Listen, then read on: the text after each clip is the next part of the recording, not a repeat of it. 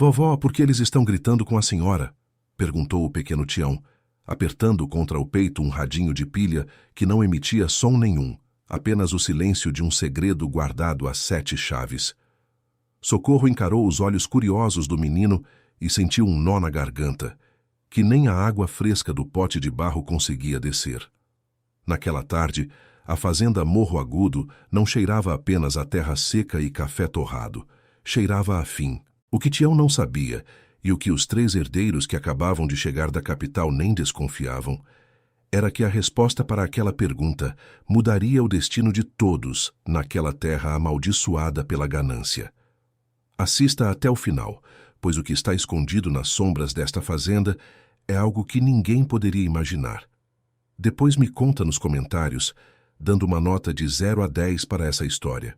E se essa trama de justiça e superação tocar o seu coração, se inscreva no canal para apoiar meu trabalho. Eu conto com você. A fazenda Morro Agudo, incrustada no coração de Minas Gerais, era um lugar onde o tempo parecia ter sido chicoteado até parar. Sob o sol impiedoso que rachava o chão de poeira vermelha, a imensa casa colonial ainda tentava manter uma imponência que já não possuía. Por décadas, aquele lugar foi o reino do Coronel Custódio, um homem cuja sombra era mais comprida que os próprios muros da propriedade. Ele governava com um punho de ferro que não admitia contestação, e seu silêncio era mais temido que seus gritos. Mas o coronel agora era apenas um retrato emoldurado com fita preta na parede da sala principal. Sua morte súbita deixou para trás um vácuo de poder e um cheiro persistente de mofo e segredos abafados. No epicentro dessa decadência estava Socorro. Aos 60 anos, ela era a memória viva daquelas paredes. Suas mãos eram um mapa de cicatrizes e calos, marcas de 40 anos de trabalho ininterrupto como cozinheira, lavadeira e, acima de tudo, a sombra invisível do coronel. Socorro conhecia cada rangido das tábuas do assoalho e cada goteira que insistia em batucar no telhado furado. Ela era a personificação da lealdade silenciosa, tendo recebido em troca apenas o direito de morar em um quartinho nos fundos e a permissão de não ser expulsa enquanto o velho estivesse vivo. Ela nunca teve um salário digno, nunca teve férias, nunca teve voz. Seu único patrimônio era a dignidade que carregava no olhar cansado e o amor por Tião, um menino de 9 anos, órfão de uma das antigas colonas da fazenda, que Socorro acolheu como se fosse seu próprio sangue. O vazio na vida de Socorro não era apenas financeiro. Era o luto por uma vida que ela sentia ter sido desperdiçada, servindo a um homem que nunca lhe disse um obrigado. Ela vivia em uma corda bamba emocional, sentindo que o chão sob seus pés estava prestes a ceder. E o primeiro sinal desse desmoronamento veio com o barulho de pneus de luxo cortando a terra batida do pátio. Os 3 herdeiros de Custódio haviam chegado para o inventário, e eles não traziam flores, traziam facas afiadas para dividir o que restava. Otávio, o mais velho, desceu do carro ajustando um terno caro que parecia esconder sob o tecido fino o suor frio de um empresário falido. Ele devia a meio mundo na capital e via naquelas terras não um legado, mas uma boia de salvação para suas dívidas de jogo. Logo atrás, Letícia, uma socialite de olhar gélido, cobria o nariz com um lenço de seda, desprezando o cheiro de esterco e poeira que impregnava o ar. Para ela, a fazenda era um estorvo que precisava ser liquidado o mais rápido possível. Por fim, Raul, o caçula instável, cujos olhos injetados revelavam um ressentimento profundo pelo pai que nunca o amou, mas de quem ele herdara a mesma arrogância destrutiva. Eles entraram na casa como se estivessem invadindo um território inimigo. Socorro estava na cozinha, diante de sua velha e fiel panela de ferro, o símbolo de sua resistência, o objeto que a acompanhava desde o primeiro dia naquela fazenda. Ela mexia um café ralo quando Letícia entrou, o salto alto estalando com desprezo no chão de pedra. — Ainda está aqui, velha? Disparou Letícia sem sequer olhar nos olhos de Socorro. — Escute bem. Temos muito o que resolver com advogados e compradores que virão nos próximos dias. Você tem 3 dias para deixar essa cozinha brilhando e preparar banquetes impecáveis para as visitas. Depois disso, Pegue suas trouxas e esse moleque encardido e suma daqui. Não queremos restos do passado assombrando nossos planos. As palavras de Letícia foram como chicotadas. Socorro sentiu o corpo tremer, mas manteve a cabeça baixa, as mãos apertando o cabo da colher de pau. Ela não tinha economias, não tinha parentes, não tinha para onde ir. O medo de ficar na rua com uma criança era uma sombra que a perseguia.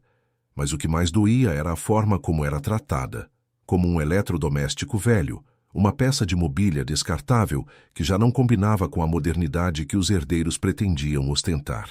Sim, dona Letícia, respondeu Socorro com a voz rouca, vou cuidar de tudo. Mas havia algo naquela cozinha que os herdeiros não percebiam. Tião, escondido debaixo da mesa de madeira maciça, observava tudo. Em suas mãos ele segurava o radinho de pilha que fora do coronel. Era um objeto estranho para uma criança, mas Tião o tratava como um tesouro. O que ninguém sabia, nem mesmo Socorro ainda, era que dentro do compartimento onde deveriam estar as pilhas, não havia energia, mas sim uma pequena chave de bronze enrolada em um maço de notas promissórias. O menino encontrara o objeto escondido no fundo de um baú de selaria, no dia exato em que o velho custódio deu seu último suspiro. Tião, com sua curiosidade silenciosa, percebera que o coronel protegera aquele rádio mais do que qualquer outro documento oficial. A tensão na fazenda Morro Agudo começou a subir como o vapor de uma panela de pressão prestes a explodir. Os três irmãos não estavam ali apenas para vender a terra. Eles estavam desesperados. Entre sussurros e discussões acaloradas no escritório do pai, eles buscavam algo que não estava no testamento. A localização de uma reserva de ouro que os boatos diziam que o coronel acumulara e as escrituras originais de terras vizinhas que haviam sido anexadas ilegalmente ao longo dos anos. Sem esses documentos, o valor da fazenda caía drasticamente e as dívidas de Otávio continuariam a assombrá-lo. Eles começaram a pressionar Socorro. Achavam que a velha ignorante, por ter passado 40 anos naquelas sombras, deveria saber onde o coronel escondia seus segredos mais sujos. Onde ele guardava a papelada importante, Socorro? Perguntou Otávio, invadindo a cozinha na manhã seguinte, enquanto ela preparava o café. Não me venha com essa cara de santa. Você limpava o escritório dele todos os dias. Você via onde ele enfiava as chaves. O coronel nunca me deixou tocar nos papéis, seu Otávio, respondeu ela, tentando manter a calma. Eu só limpava o pó das prateleiras. Ele era um homem de muitos cadeados. A resposta não satisfez a ganância dos herdeiros. A humilhação atingiu um novo patamar durante o almoço. Letícia, irritada com o calor e com a falta de progresso nas buscas, provou uma colherada do feijão que Socorro preparara com tanto esforço. Com um gesto teatral de nojo, ela jogou a travessa de porcelana no chão, estilhaçando-a em 1000 pedaços aos pés de Socorro. Isso aqui tem gosto de pobreza, gritou Letícia. Eu exijo que você faça algo digno para o jantar de hoje. Quero o prato que meu pai pedia quando ia assinar contratos importantes. Aquele frango ao molho pardo que ele dizia ser a única coisa que prestava nesta terra. Se não for capaz de fazer isso direito, você sai daqui hoje mesmo, sem esperar os 3 dias. Socorro olhou para os cacos da porcelana e depois para a panela de ferro sobre o fogão a lenha. O pedido de Letícia não era apenas um capricho gastronômico, era uma armadilha. O frango ao molho pardo do coronel era uma receita lendária na região, cercada de rituais. O velho só o comia em momentos de grandes decisões de vida ou morte. Mas o que os herdeiros não imaginavam é que aquela receita era muito mais do que tempero e sangue. Enquanto Socorro começava a preparar os ingredientes, o vapor da cozinha parecia trazer à tona memórias que ela tentara enterrar. Ela se lembrou de uma noite de tempestade, há 10 anos, quando o coronel, em um raro momento de embriaguez e uma culpa que parecia corroer sua alma, sentou-se àquela mesma mesa de cozinha. Ele estava vulnerável, o que era quase impossível de imaginar. Naquela noite, entre soluços e goles de cachaça, ele confessara a Socorro o segredo que sustentava toda a farsa da linhagem Custódio. Nenhum deles é meu, Socorro, ele murmurara, com os olhos fixos na chama do fogão. Otávio, Letícia, Raul, nenhum carrega meu sangue. Foi um acordo de conveniência com aquela mulher que já veio grávida de outro para manter as aparências. Eu aceitei a mentira para ter herdeiros, mas agora vejo que criei cobras. Socorro nunca contou isso a ninguém. Ela guardara aquela verdade como um peso morto em seu peito. Mas o coronel não parara por ali. Ele mencionara um filho legítimo, o fruto de um amor verdadeiro que ele, em seu orgulho e arrogância, expulsara da fazenda décadas atrás. Uma mulher simples, que partira levando no ventre a única herança real do Morro Agudo. Enquanto Socorro limpava o frango, ela olhou para Tião, que brincava no canto da cozinha com seu radinho silencioso. O menino tinha o mesmo formato de orelhas do coronel, o mesmo jeito de franzir a testa quando estava concentrado. A verdade começou a borbulhar na mente de Socorro, como o molho na panela de ferro. O verdadeiro herdeiro, o filho que o coronel expulsou, fora o pai de Tião, que morrera em um acidente de caminhão anos antes, sem nunca saber de onde vinha. Tião não era apenas um órfão acolhido por caridade, ele era o dono legítimo de cada grão de poeira daquela fazenda. Mas como provar isso? Como uma empregada sem nada poderia enfrentar 3 abutres da capital que tinham advogados e poder nas mãos? Socorro sentiu o coração acelerar. Ela sabia que precisava agir, mas o perigo era real. Se os irmãos desconfiassem de qualquer coisa, ela e Tião estariam em um perigo muito maior do que apenas o despejo. Mas isso era só o começo, pensou ela, enquanto acrescentava o sangue do frango ao molho, seguindo o ritual que o coronel tanto prezava. O que vai acontecer neste jantar eles não perdem por esperar. O clima na fazenda estava pesado, como se o céu estivesse prestes a desabar em uma tempestade de verão. Os advogados já haviam chegado e estavam reunidos na sala, revisando documentos que pareciam não levar a lugar nenhum. Otávio andava de um lado para o outro, nervoso, enquanto Raul bebia compulsivamente no bar da sala. Letícia, impaciente, gritava ordens para que a mesa fosse posta. Socorro, no entanto, mantinha uma calma estranha. Ela pegou o antigo caderno de receitas do coronel, um objeto que os filhos sempre ignoraram, achando que eram apenas anotações de cozinha. Mas Socorro sabia que o coronel era um homem de símbolos e códigos. Ele nunca escrevia nada por acaso. Ela abriu o caderno na contracapa, protegida por uma mancha de gordura propositalmente deixada ali para que ninguém desse importância. Lá, sob o calor das velas que começavam a ser acesas para o jantar, havia uma dedicatória que Socorro já lera 1000 vezes em segredo, mas que agora ganhava um novo significado.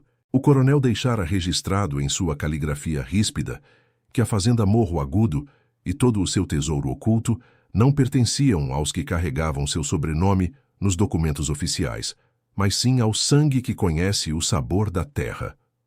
"Vovó, a senhora está chorando?" perguntou Tião, aproximando-se com o rádio. "Não, meu filho", disse ela, limpando o rosto com o avental. "É só o tempero que está forte. Mas hoje, Tião, hoje nós vamos mostrar para eles que o tempero desta casa não é de pobreza, é de verdade." Socorro sabia que o confronto era inevitável. Os herdeiros achavam que ela estava encurralada, que não passava de uma velha prestes a ser descartada. Eles não sabiam que ela estava apenas esperando o momento certo de servir o prato principal. E o que eles descobririam em seguida os deixaria em choque absoluto. A ganância deles os cegara para o óbvio. E a justiça, que tardara 40 anos para bater aquela porta, estava prestes a entrar com tudo, pelas mãos de uma mulher que todos escolheram não enxergar. Mas a pergunta que ficava no ar, enquanto os primeiros convidados se sentavam à mesa, era: será que Socorro teria coragem de ir até o fim? Ou o medo de perder o pouco que tinha falaria mais alto no último segundo? O que aconteceu naquele jantar de despedida foi algo que a cidade de Morro Agudo comentaria por gerações. O plano estava traçado, mas o destino ainda guardava uma carta na manga que nem mesmo Socorro poderia prever. O rádio de Tião, a chave de bronze e o aroma do frango ao molho pardo estavam prestes a convergir em um clímax avassalador. Prepare-se, porque a história está apenas começando a esquentar. O que Socorro descobriu sobre as assinaturas forjadas nos documentos de Otávio mudaria o jogo de uma forma que ninguém esperava. E a reação de Letícia, ao perceber que seu tempero de pobreza, era, na verdade, a sua ruína. Seria impagável. A poeira vermelha, que Socorro tanto tentava manter fora da casa grande, agora parecia ter invadido até os pulmões dos herdeiros, tornando o ar irrespirável. No andar de cima, o barulho de móveis sendo arrastados e o som seco de madeira sendo golpeada ecoavam como marteladas em um caixão. Otávio e Raul, tomados por uma febre de ganância que beirava a loucura, começaram a rasgar os fundos das gavetas e a bater nas paredes da biblioteca, em busca do ouro que acreditavam estar escondido nos alicerces. Eles não tinham respeito pelo luto, muito menos pela história daquelas paredes. Para eles, a fazenda era um corpo que precisava ser aberto para que as vísceras de ouro fossem extraídas. Socorro assistia a tudo da cozinha, o único lugar onde ainda conseguia manter uma nesga de ordem. Suas mãos, mergulhadas na bacia de água gelada para limpar os miúdos do frango, tremiam. Mas não era de frio. Era uma mistura de indignação e um medo que ela não sentia há décadas. Ela pensava em Bento, o pai de Tião. Bento fora um homem bom, de poucas palavras e mãos grandes, que amava aquela terra com uma sinceridade que o coronel nunca permitiu que florescesse. Socorro lembrava-se de como Bento cuidava das cercas e como olhava para o horizonte com um brilho de pertencimento, sem saber que aquele horizonte, por direito de sangue, deveria ser seu. Eles estão quebrando tudo, vovó, sussurrou Tião, entrando na cozinha com os olhos arregalados. O menino estava pálido, e o radinho de pilha em suas mãos parecia ser o único porto seguro em meio ao caos. O moço de terno disse que vai derrubar a parede do escritório se não achar o que quer. Ele chamou o vovô Custódio de velho mentiroso. Socorro sentiu uma pontada no peito. O vazio interno que ela carregava, aquela sensação de ter sido uma peça de engrenagem gasta em uma máquina de moer gente, começou a ser substituído por uma faísca de revolta. Ela olhou para Tião e viu nele não apenas o neto de coração, mas a continuação de uma injustiça que precisava parar. Deixe que quebrem, meu filho, disse ela, com uma voz que soou mais firme do que ela esperava. Eles estão procurando ouro onde só existe sombra. O que é de valor nesta casa não se acha com marreta. Mas a situação piorou drasticamente quando Letícia desceu as escadas, não com um lenço de seda no nariz, mas com uma pasta de couro que pertencera ao coronel. Ela jogou a pasta sobre a mesa de madeira da cozinha, bem ao lado da panela de ferro de Socorro. O rosto da socialite estava transformado por uma expressão de triunfo maligno. Acabou o mistério, Otávio. Raul! Gritou ela, chamando os irmãos. Encontrei as minutas de venda das terras do norte e descobri por que o papai estava tão estranho nos últimos meses. Ele estava tentando transferir parte dos ativos para um fundo de reserva que não conseguimos acessar. Otávio apareceu na porta da cozinha, o terno agora manchado de poeira e o rosto suado. E as assinaturas? Ele assinou a liberação? Ainda não, respondeu Letícia, com um sorriso que fez o sangue de Socorro gelar. Mas isso não importa mais. Com o que temos aqui e com o advogado que trouxemos, podemos provar que ele não estava em pleno gozo de suas faculdades mentais. Vamos forjar o que for preciso para que o banco libere o acesso. Só precisamos que essa velha suma daqui, antes que os auditores cheguem amanhã cedo. Socorro continuou mexendo no frango, mas seus ouvidos captavam cada palavra como se fossem sentenças de morte. Eles estavam planejando uma fraude em larga escala. Iam roubar não apenas a herança física, mas a própria memória do coronel, distorcendo a verdade para alimentar suas contas bancárias vazias. O que eles não sabiam é que Socorro, em sua invisibilidade, vira o coronel assinar documentos com plena consciência até o dia em que o coração parou. Ela vira o brilho de lucidez nos olhos dele, quando ele a chamou para aquela conversa na cozinha anos atrás. A humilhação, porém, não parou na ameaça de expulsão. Raul, em um acesso de raiva por não ter encontrado o ouro físico, aproximou-se de Tião e arrancou o rádio das mãos do menino. "O que você está escondendo aqui, moleque?" rosnou Raul, sacudindo o rádio quebrado. "É aqui que o velho guardava as joias? Responda!" Tião começou a chorar, tentando recuperar seu tesouro. "É meu! O vovô me deu! Não tem nada dentro! Veremos, disse Raul, levantando o rádio para arremessá-lo contra a parede. Parem com isso! Gritou Socorro, batendo a mão molhada na mesa com uma força que silenciou a cozinha por um segundo. Deixem o menino em paz, ele não sabe de nada. Se querem culpar alguém pela falta de ouro, culpem a própria ganância de vocês. O coronel nunca foi homem de enterrar moedas, ele era homem de enterrar verdades. Raul hesitou, surpreso com a explosão da cozinheira, e jogou o rádio de volta para Tião, que o agarrou como se fosse sua própria vida. Cuidado com a língua, cozinheira, ameaçou Raul. Você ainda tem um jantar para servir. E é bom que esteja perfeito, porque será sua última refeição nesta fazenda. Os 3 irmãos saíram da cozinha, voltando para o escritório para continuar a trama da fraude. O silêncio que se seguiu foi pesado, quebrado apenas pelos soluços baixos de Tião. Socorro abraçou o menino, sentindo a pequena chave de bronze dentro do rádio cutucar seu braço através do plástico quebrado. Foi naquele momento, sentindo a fragilidade da criança e a brutalidade dos herdeiros, que a decisão se formou em sua mente. Ela não podia mais ser apenas uma sombra. Enquanto a tarde caía e as sombras das árvores se alongavam pelo pátio como dedos escuros, Socorro começou a limpar a bagunça que os herdeiros deixaram no escritório, seguindo as ordens de Letícia. Foi lá no chão, entre papéis descartados e pastas reviradas, que ela encontrou algo que mudaria tudo. Era um rascunho de um contrato, escrito à mão por Otávio, onde ele detalhava como pretendia passar a perna nos próprios irmãos assim que a venda da fazenda fosse concretizada. Ele já tinha uma conta secreta no exterior e estava planejando fugir com a maior parte do dinheiro, deixando Letícia e Raul na miséria total. Socorro sentiu um soco no estômago. Eles não eram apenas cruéis com ela, eles eram traidores entre si. A lealdade não existia naquele sangue. Mas o que ela viu em seguida, em uma pequena folha de papel timbrado escondida dentro de um livro de leis que Raul jogara no chão, foi o que realmente fez seu mundo girar.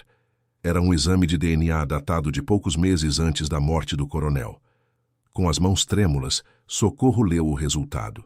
O coronel Custódio fizera o teste em segredo, comparando seu material genético com uma amostra que ele conseguira de Bento, o pai de Tião, antes de o homem falecer. O resultado era positivo. O documento comprovava, com 99,9% de certeza, que Bento era o filho legítimo do coronel. Meu Deus, murmurou Socorro, sentindo as pernas fraquejarem. A prova estava ali. O coronel sabia. Ele passara os últimos meses de vida convivendo com a certeza de que expulsara seu próprio sangue e que os 3 filhos que criara eram estranhos oportunistas. Mas por que ele não mudara o testamento oficialmente? Por que deixara tudo naquele estado de caos? Socorro olhou para a janela e viu o reflexo de sua própria imagem no vidro escurecido. Ela não era mais a empregada sem nada. Ela era a guardiã do segredo que destruiria o império de mentiras dos Custódio. Mas ela também percebeu o perigo. Se Otávio ou Letícia vissem aquele papel, eles o destruiriam em um segundo. Ela era a única testemunha viva da verdade, e o documento em suas mãos era sua única arma. Mas o que ela faria em seguida exigiria uma coragem que ela nunca precisou ter.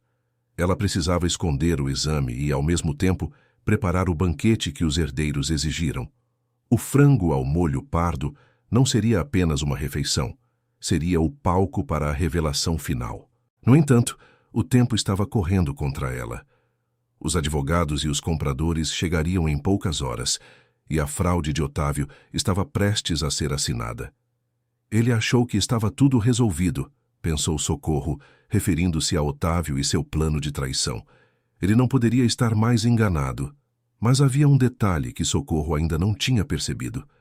Enquanto ela escondia o exame de DNA dentro de seu avental, ela não notou que a porta do escritório estava entreaberta. E no reflexo do espelho do corredor, um par de olhos frios a observava. Letícia estava ali, silenciosa como uma cobra, e o brilho de suspeita em seu olhar indicava que o jogo de gato e rato acabara de se tornar muito mais perigoso. O que a socialite faria para impedir que Socorro falasse? E como Socorro conseguiria servir o jantar sob o olhar vigilante de quem estava pronta para eliminá-la ao menor sinal de traição. O ar na fazenda Morro Agudo estava carregado de eletricidade, e a tempestade, tanto no céu quanto dentro daquela casa, estava prestes a desabar. "O que você guardou aí, sua velha sonsa?" A voz de Letícia cortou o silêncio da cozinha como uma lâmina afiada. Ela entrou no recinto com a elegância predatória de quem sabe que tem a presa encurralada. Socorro sentiu o papel do exame de DNA queimar contra sua pele, escondido apressadamente no bolso do avental manchado de gordura. O coração da cozinheira batia tão forte que ela temia que a socialite pudesse ouvi-lo sob o barulho do fogo crepitando no fogão a lenha. "Não guardei nada, dona Letícia. Era só um pano de prato que estava caído no chão do escritório", mentiu Socorro, tentando manter a voz estável embora suas mãos se recusassem a obedecer. Letícia aproximou-se, o perfume caro lutando contra o cheiro forte de sangue e temperos que vinha da mesa. Ela estendeu a mão, com as unhas impecavelmente pintadas de vermelho. "Me dê esse bolso, agora." Por um segundo que pareceu uma eternidade, o tempo parou na fazenda Morro Agudo. Socorro sabia que, se entregasse o papel, a verdade morreria ali mesmo, queimada em alguma lareira luxuosa da capital. Mas o medo de ser descoberta era imenso. Num movimento rápido e desesperado, ela enfiou a mão no bolso, mas em vez do exame puxou um trapo velho e encardido que usava para limpar a fuligem do fogão. "É isso o que a senhora quer, sujeira?" desafiou Socorro, estendendo o pano imundo. Letícia recuou com nojo, soltando uma exclamação de repulsa. "Sua asquerosa, limpe essa cozinha e não saia daqui por nada. Se eu te pegar bisbilhotando os papéis do meu irmão de novo, eu mesma te coloco no meio da estrada de terra, sem direito a levar nem uma muda de roupa", vociferou Letícia, antes de sair batendo os saltos, deixando para trás um rastro de arrogância e medo. Socorro desabou sobre o banco de madeira, sentindo o suor frio escorrer por suas costas. O exame de DNA continuava ali, mas agora ela percebia que a cozinha não era mais apenas seu local de trabalho. Era sua prisão e, ao mesmo tempo, seu campo de batalha. Mas o pior ainda estava por vir. Minutos depois, 2 carros pretos e imponentes estacionaram no pátio. Deles desceram homens de expressão séria, carregando pastas de couro. Eram os advogados e os potenciais compradores da fazenda. Entre eles estava o Dr. Arnaldo, um homem conhecido na região por sua falta de escrúpulos e por ser o braço direito de Otávio em seus negócios escusos na cidade. Socorro viu, pela fresta da janela, o cumprimento efusivo entre eles. O plano da fraude estava em plena marcha. Eles pretendiam assinar os documentos de venda e a transferência dos fundos naquela mesma noite, logo após o banquete. O desespero começou a tomar conta de Socorro. Ela olhou para o fogão, onde o frango já começava a cozinhar no próprio sangue e vinho, exalando o aroma que o coronel tanto amava. Mas sua mente não estava na comida. Ela pensava em Bento, o filho que o coronel renegou, e em como ele viveu e morreu na pobreza, enquanto aqueles 3 abutres se preparavam para lucrar com uma mentira. "Eles acham que ganharam", sussurrou ela para si mesma, "mas eles não conhecem o sabor da terra." Foi então que Tião entrou na cozinha, correndo e ofegante. Ele trazia o rádio de pilha, mas desta vez a tampa do compartimento estava aberta. "Vovó, olha, eu mexi no rádio e achei um papelzinho enrolado na chave." Socorro pegou o pequeno pedaço de papel amarelado. Não era um documento legal, mas sim uma anotação manuscrita do coronel, com as coordenadas exatas da receita do frango ao molho pardo. No entanto, havia algo estranho. Abaixo dos ingredientes, o velho custódio escrevera: 3 medidas de sal, 2 de sangue, sob a pedra que nunca viu o sol. Aquilo não fazia parte de nenhuma receita de culinária que Socorro conhecia. Ela paralisou. "Sob a pedra que nunca viu o sol." Ela repetiu a frase, seus olhos percorrendo o chão da cozinha. A cozinha da fazenda Morro Agudo fora construída sobre uma base de pedras seculares. E havia um lugar específico que nunca, em 40 anos, fora movido. A base do pesado fogão de ferro fundido. O que havia ali embaixo? Seria o ouro que os irmãos tanto procuravam? Ou algo muito mais perigoso para eles? Socorro sentiu uma onda de energia percorrer seu corpo cansado. Mas havia um novo e terrível obstáculo. Letícia, percebendo que Socorro e Tião estavam tramando algo, ordenou que Raul ficasse de guarda na porta da cozinha. O homem, instável e irritado por estar perdendo o jantar com os convidados, sentou-se em uma cadeira de palha, cruzando os braços e encarando Socorro com um olhar de puro ódio. "Não tente nenhuma gracinha, velha", disse Raul, brincando com um canivete. "O jantar tem que sair perfeito, e você não sai daqui até que o último documento seja assinado." Socorro estava encurralada.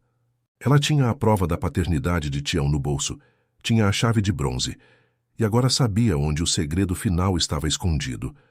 Mas ela tinha um vigia armado e violento a poucos metros de distância, e o tempo para o banquete, o momento em que a fraude seria consumada, estava se esgotando.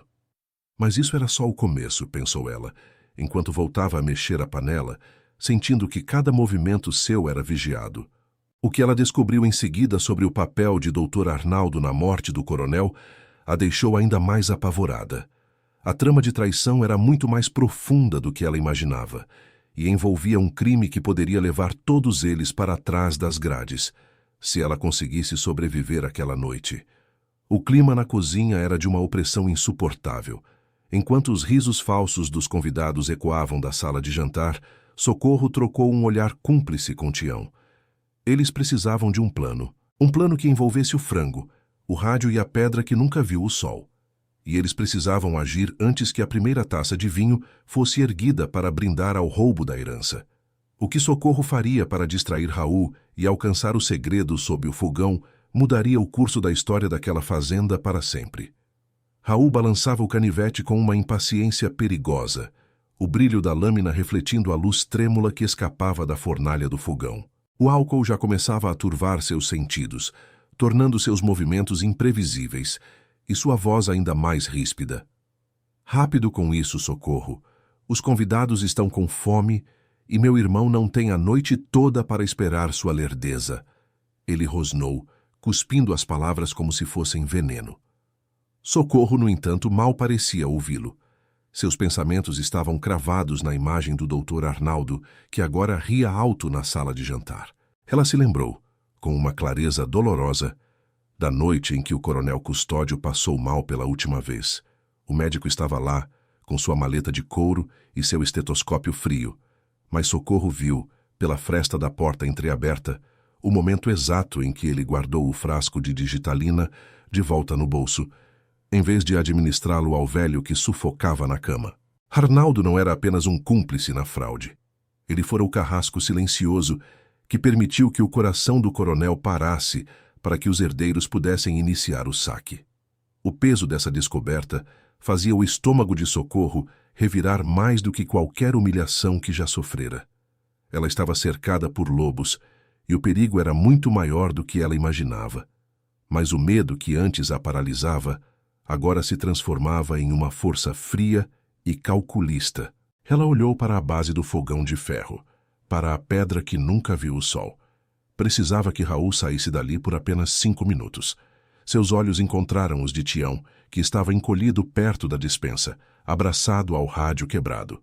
O menino, com a inteligência de quem aprendeu a sobreviver no silêncio, entendeu o sinal quase imperceptível da avó. Num movimento rápido, ele se esgueirou para os fundos e derrubou uma prateleira de latas pesadas na área de serviço, criando um estrondo que ecoou como um tiro por toda a casa. "Que diabos foi isso?" gritou Raul, levantando-se de um salto, o canivete em punho. "Moleque desgraçado, se você quebrou algo de valor, eu te mato." Ele saiu em disparada em direção ao barulho, xingando a cada passo. Era a única chance de Socorro. Com uma força que ela não sabia que possuía, ela usou uma pesada barra de ferro para alavancar a pedra lateral da base do fogão. O esforço fez seus músculos arderem e o suor arder em seus olhos, mas a pedra finalmente cedeu, revelando um buraco revestido de madeira seca. Lá dentro não havia as barras de ouro cintilantes que os irmãos tanto cobiçavam. Havia algo muito mais poderoso. Uma maleta de metal lacrada com o brasão da família e um gravador antigo, daqueles de rolo com uma fita já posicionada. Socorro mal teve tempo de esconder a maleta sob um cesto de panos de prato sujos quando Raul voltou, arrastando Tião pelo braço. "O moleque é um desastrado", esbravejou ele, empurrando o menino com força contra a parede. Socorro sentiu uma fúria avassaladora, mas engoliu o grito. Ela precisava terminar o serviço. "O frango está pronto, seu Raul. Pode avisar que o banquete vai ser servido", disse ela, com uma voz desprovida de qualquer emoção, enquanto colocava a travessa fumegante sobre a bandeja de prata. Enquanto servia o prato na sala de jantar luxuosa, sob o olhar de rapina de Otávio e o desprezo estampado no rosto de Letícia, Socorro via os documentos de venda abertos sobre a mesa, esperando apenas as assinaturas finais que seriam dadas logo após a refeição. Dr. Arnaldo estava sentado na cabeceira, agindo como se já fosse o dono de metade daquelas terras. O aroma do frango ao molho pardo preencheu o ambiente, um cheiro que trazia memórias de poder e morte. "Finalmente", celebrou Otávio, pegando a caneta de ouro. "Depois deste jantar, a fazenda Morro Agudo será apenas uma lembrança lucrativa em nossas contas bancárias." Mas ele não notou que Socorro, ao retirar os pratos vazios da entrada, posicionara o gravador sob o balcão da sala, coberto por uma toalha. A maior surpresa, porém, estava guardada para o momento em que a primeira garfada fosse dada. Pois o coronel deixara uma instrução final para aquele prato, um detalhe na receita que faria a verdade jorrar com a mesma intensidade do sangue que dava cor ao molho. O perigo era imenso, mas a justiça estava sendo servida em fogo brando, e o inesperado estava a apenas um movimento de distância. A caneta de ouro de Otávio pairava sobre o documento de venda, mas antes que a primeira gota de tinta selasse o roubo, Socorro bateu com força a panela de ferro sobre a mesa de jantar. O estrondo seco e autoritário calou as risadas falsas dos herdeiros e dos advogados. "Este banquete não termina com uma assinatura", disse Socorro, com uma voz que não era mais a de uma empregada invisível, mas a de uma mulher que carregava a autoridade de 40 anos de segredos. "Ele termina com a verdade que vocês tentaram enterrar." Letícia levantou-se, pronta para gritar um insulto, mas as palavras morreram em sua garganta quando Tião entrou na sala, caminhando com a dignidade de um príncipe em trapos.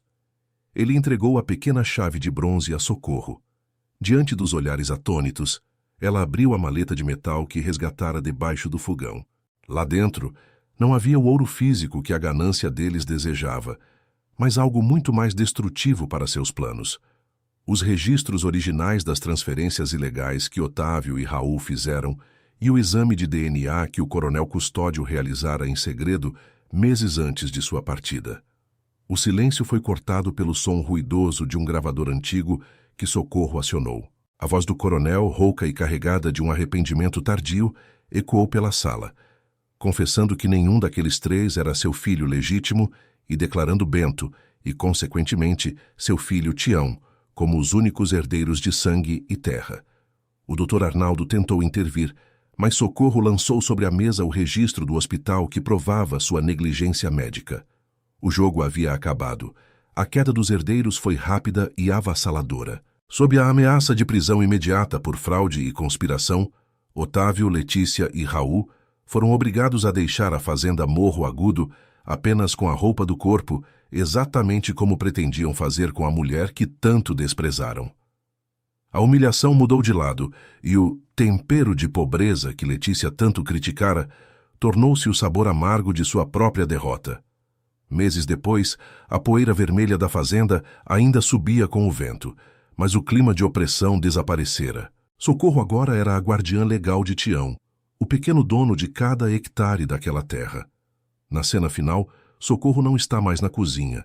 Ela está sentada na varanda, na cadeira de balanço que um dia pertenceu ao coronel, segurando o velho caderno de receitas. Ela observa Tião correr livre pelos pastos e um sorriso calmo surge em seu rosto marcado pelo tempo. Ela sabe que a dignidade e a lealdade têm um valor que nenhuma conta bancária pode comprar. A paz, finalmente, havia voltado para casa. Se essa história de justiça e superação tocou você de alguma forma, se inscreve no canal para apoiar meu trabalho. Eu prometo trazer histórias assim com frequência, para fazer seus dias um pouco mais leves e cheios de inspiração. E não esquece de me contar nos comentários, de 0 a 10, que nota essa história merece. Eu leio e respondo tudo com muito carinho.